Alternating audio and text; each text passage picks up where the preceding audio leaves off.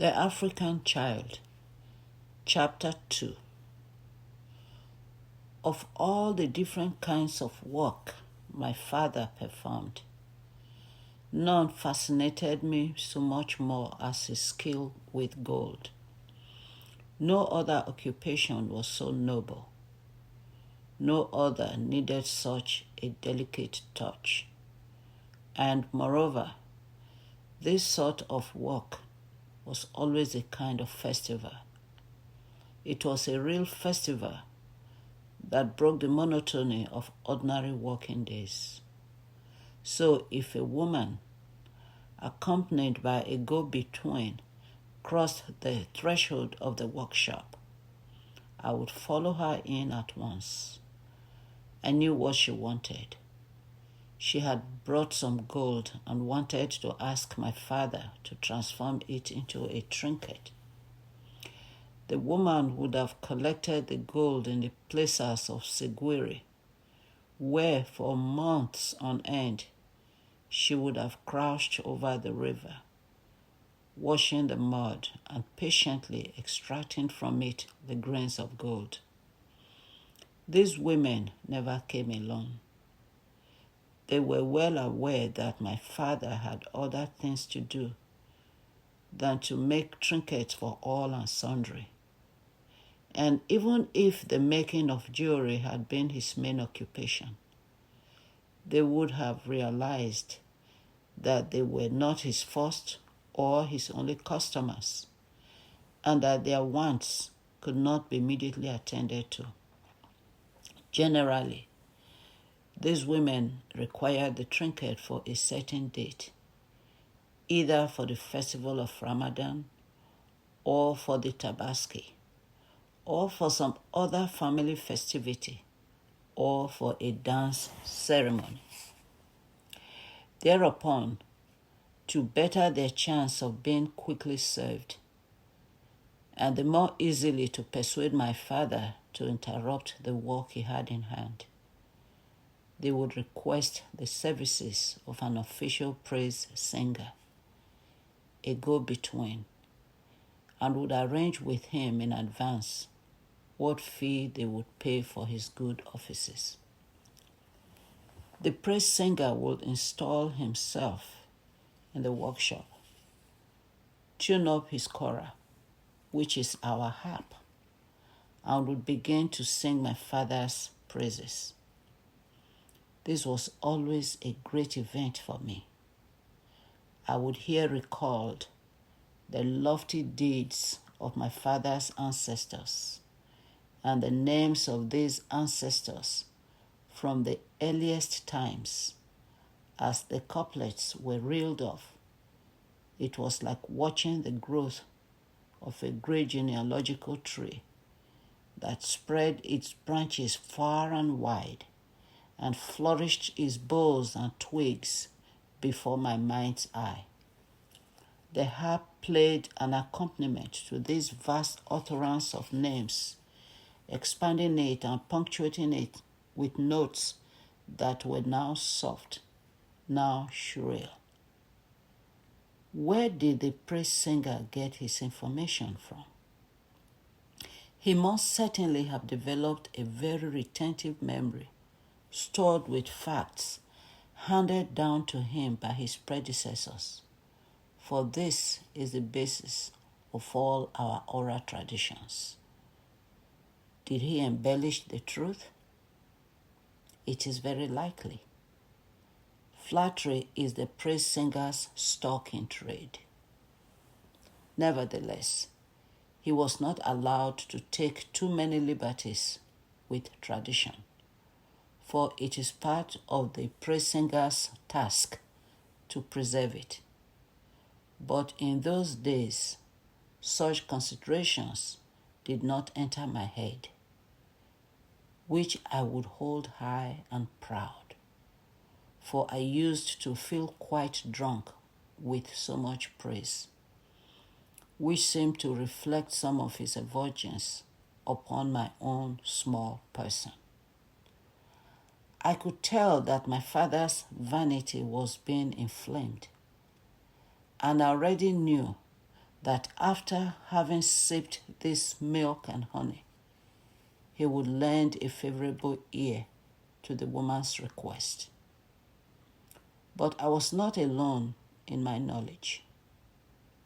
This woman also had seen my father's eyes gleaming with contented pride, and she would hold out her grains of gold as if the whole thing was settled.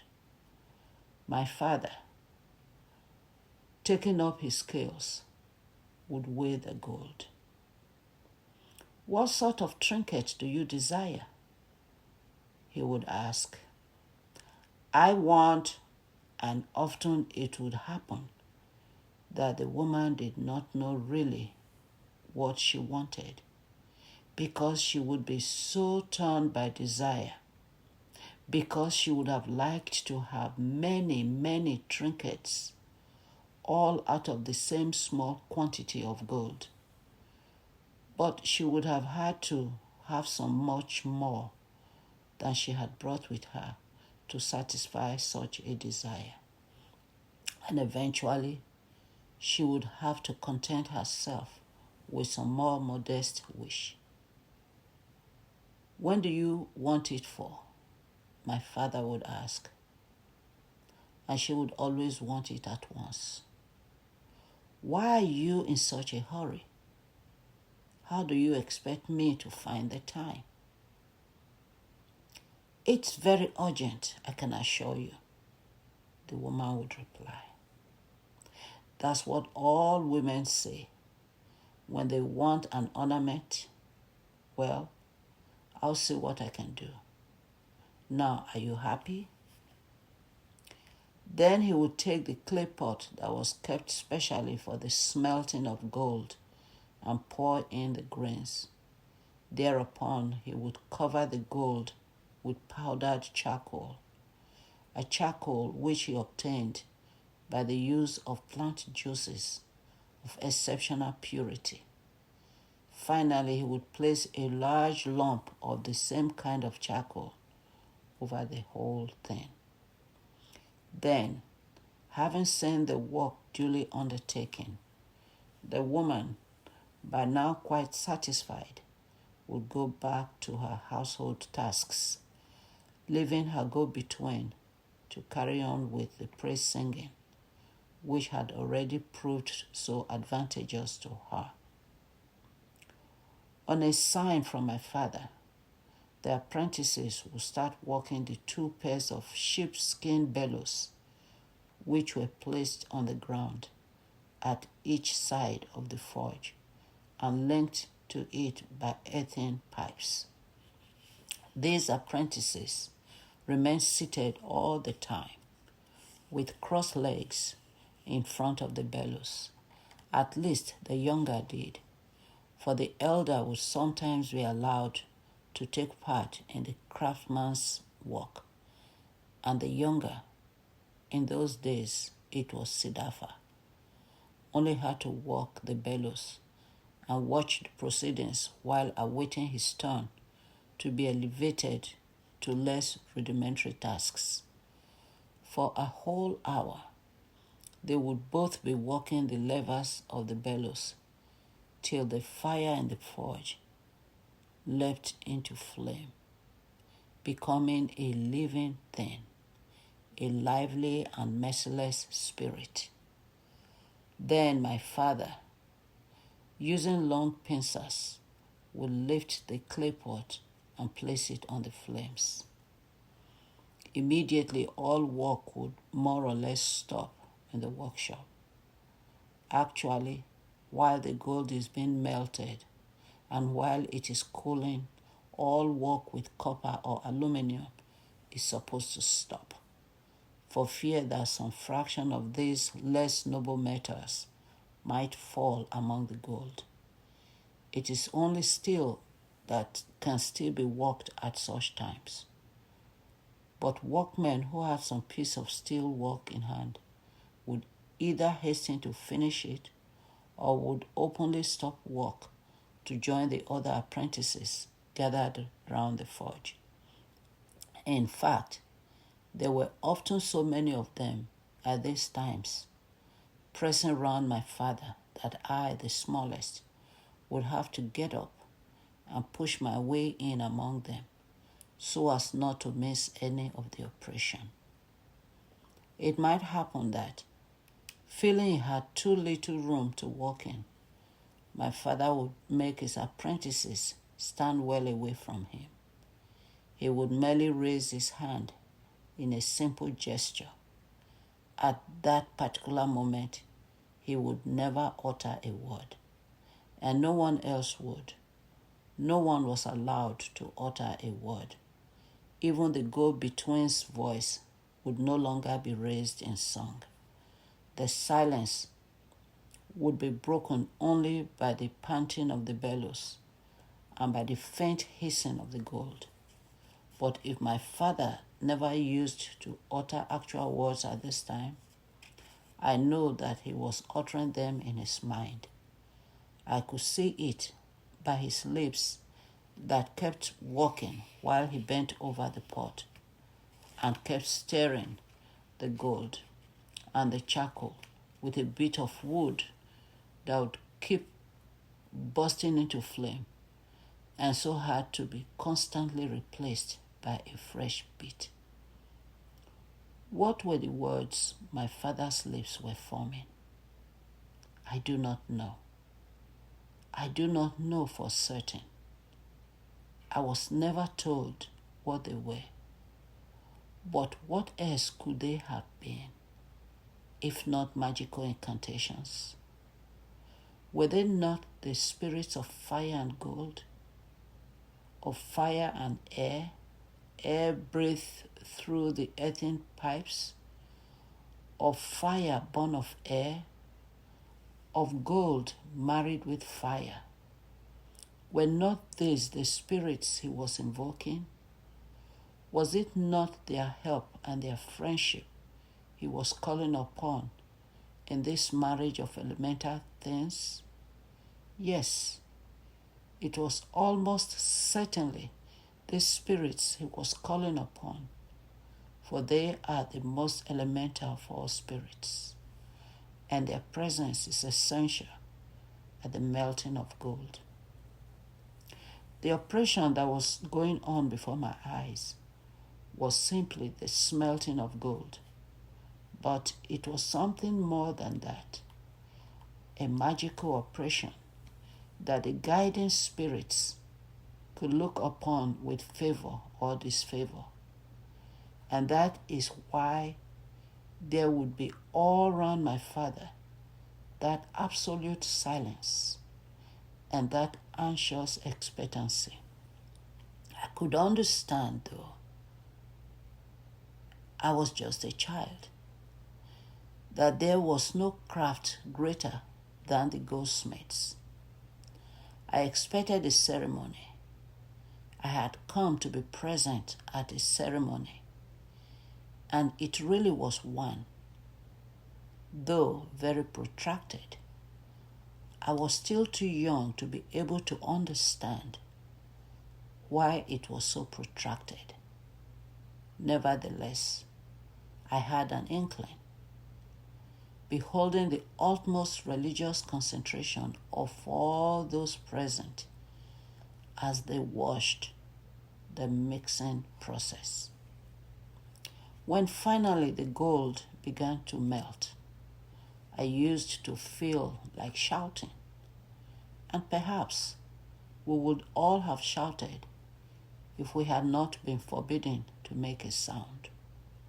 I would be trembling, and certainly everyone else would be trembling, as we sat watching my father stirring the mixture, still a heavy paste in which the charcoal was gradually being consumed.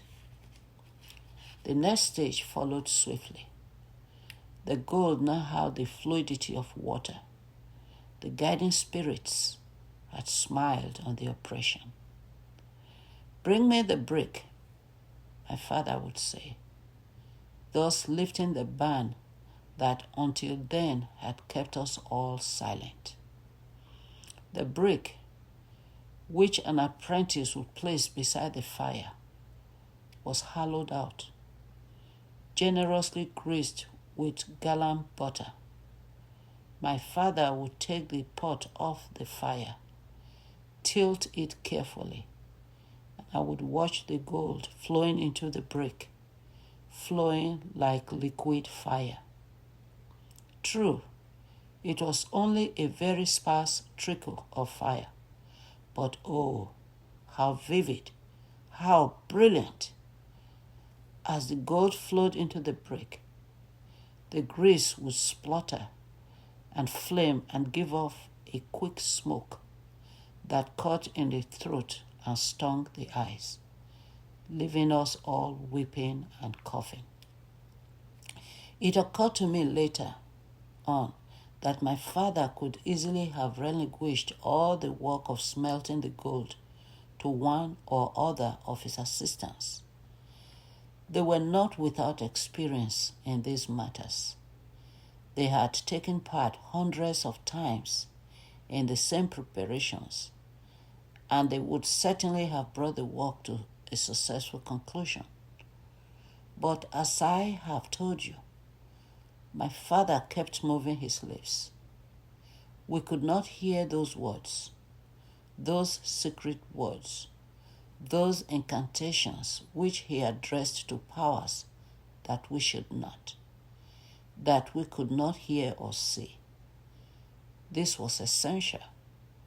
Only my father was versed in the science of conjuring the spirits of fire, air, and gold, and conjuring evil spirits, and that is why he alone conducted the whole operation. By now, the gold would have cooled in the hollow of the brick, and my father would begin to hammer and stretch it. This was the moment when his work as a goldsmith really began. I noticed that before embarking on it, he never failed to stroke steadily the little snake coiled up under the sheepskin. One can only assume that this was his way of gathering strength for what remained to be done, and which was the most difficult. But was it not extraordinary? Was it not miraculous that on these occasions the little black serpent always coiled up under the sheepskin? He was not always there. He did not visit my father every day, but he was always present whenever there was gold to be worked. Moreover, it is our custom to keep apart from the working of gold all influences outside those of the jeweler himself. And indeed, it is not precisely because the jeweler alone possesses the secret of his incantations, but also because the working of gold, besides being a task of the greatest skill, is a matter of confidence, of conscience, a task which is not undertaken excepting after due reflection and experiment. Finally, I do not think that any jeweler would renounce the opportunity of performing such a task. I ought to say, such a spectacle in which he can display his abilities with a virtuosity that is work as a blacksmith or a mechanic or even a sculptor is never invested with, even though in these more humble tasks his skill is no less wonderful, even though the statues which he carves in wood with his heirs are not insignificant works. The snake's presence came as no surprise to me. Ever since that evening when my father had talked to me about the guiding spirit of our race. It had ceased to surprise me. It was quite natural that a snake should be there. He had knowledge of the future. Did he impart any of that knowledge to my father? It seemed to me quite obvious that he did.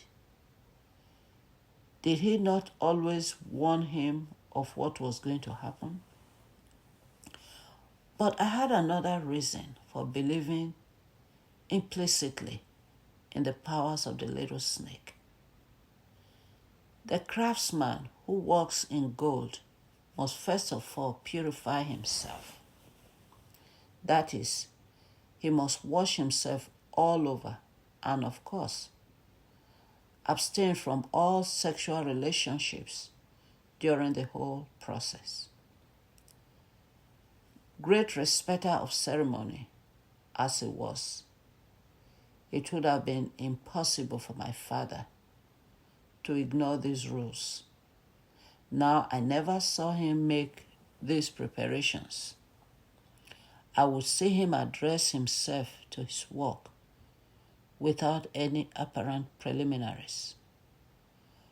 But from that moment, it was obvious that, forewarned by his black guiding spirit in a dream of the task that would await him in the morning, my father would have prepared for it as soon as he arose and had entered his workshop in a state of purity, his body smeared with the magical substances hidden in his numerous pots full of secret potions. So I believe my father never entered this workshop except in a state of ritual purity. And that is not because I want to make him out as being better than he is. He is a man like any other and has a man's weaknesses. But always when it was a matter of ritual, he was uncompromisingly strict. The woman for whom the trinket was being made, and who would often have looked in to see how the work was getting on, would come for the final time, not wanting to miss anything of the marvelous sight as the gold wire, which my father had succeeded in spinning, was transformed into a trinket. She was here now, devouring with her eyes the fragile golden wire, following its tranquil and inevitable spirals round the little metal cone which gave the trinket its shape. My father would be watching her out of the corner of his eye, and sometimes I would see the corners of his mouth twitch into a smile. The woman's avid attentiveness amused him. "Are you trembling?" he would say to her. "Am I trembling?" she would ask. And we would all burst out laughing at her, for she was trembling. She was trembling with covetousness for the spiral pyramid in which my father was inserting among the convolutions tiny grains of gold. When finally he terminated the work by placing at the summit the largest grain of gold, the woman would jump excitedly to her feet.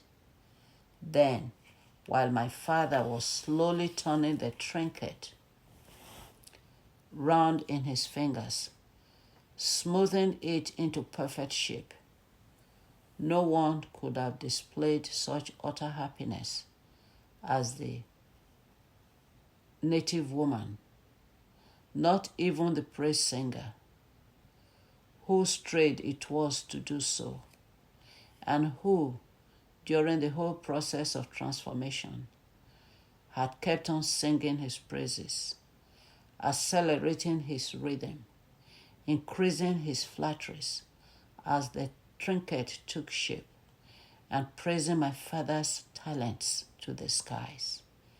Indeed, the praise singer participated in a curious, I was going to say direct, effective way in the work.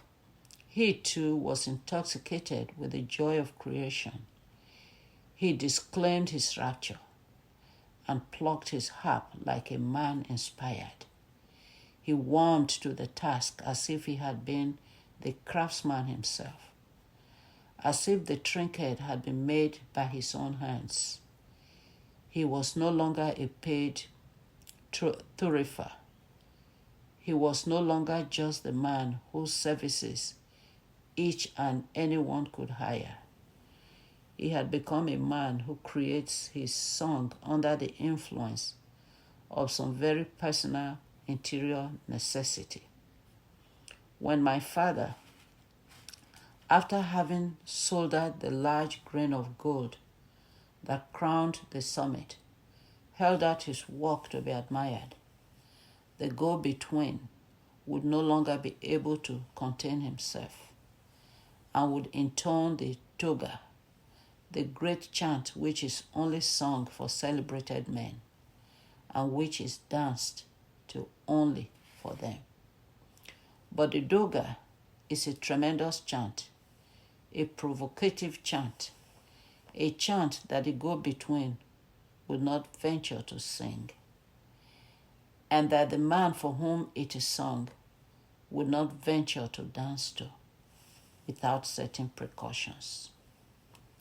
My father, forewarned in a dream, had been able to take these precautions as soon as he got up. The praise singer had taken them as a matter of course when he had made his bargain with the woman. Just as my father had done, he had smeared his body with magic lotions and so had rendered himself invulnerable to the bad spirits which the doga would undoubtedly stir into activity.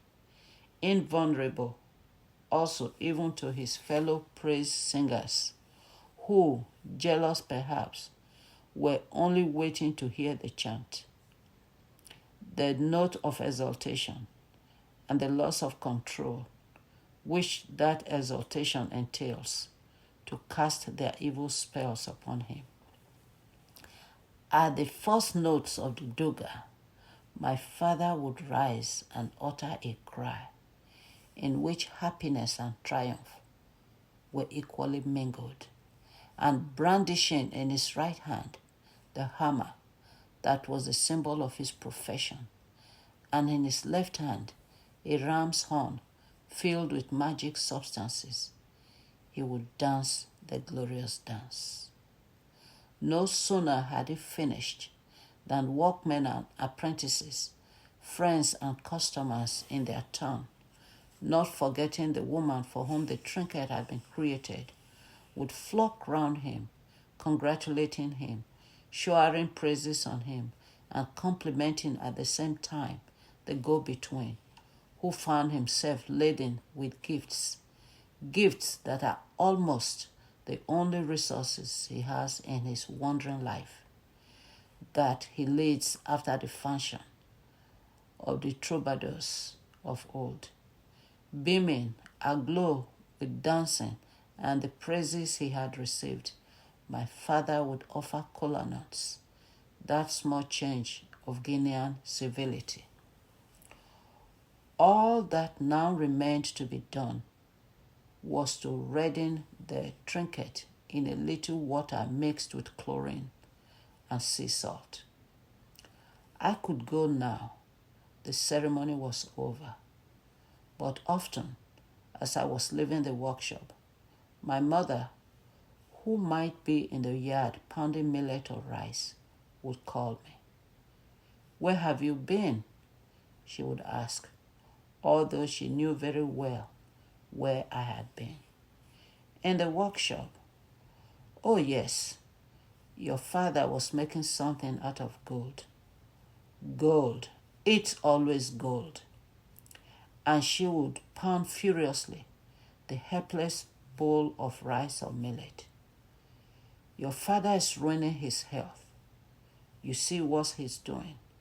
He's been dancing the toga, I would reply. The doga. The doga won't stop him ruining his eyesight. And you would be better off playing here in the yard instead of going and breathing the dust and smoke in the workshop. My mother did not like my father to work with gold. She knew how harmful the soldering of gold can be. A jeweler can wear his lungs out, puffing at his blowpipe, and his eyes suffer by being so close to the intense heat of the forge, and even more perhaps from the microscopic delicacy of the work. But even if there had been no danger in it, my mother still would have disliked this sort of work. She held it in suspicion, for you cannot solder gold without the help of other metals, and my mother used to think that it was not strictly honest to keep the gold which was saved by its alloys, although this was the accepted thing, and she too was quite prepared, whenever she took cotton to be woven, to receive in return a piece of cloth of only half the original weight.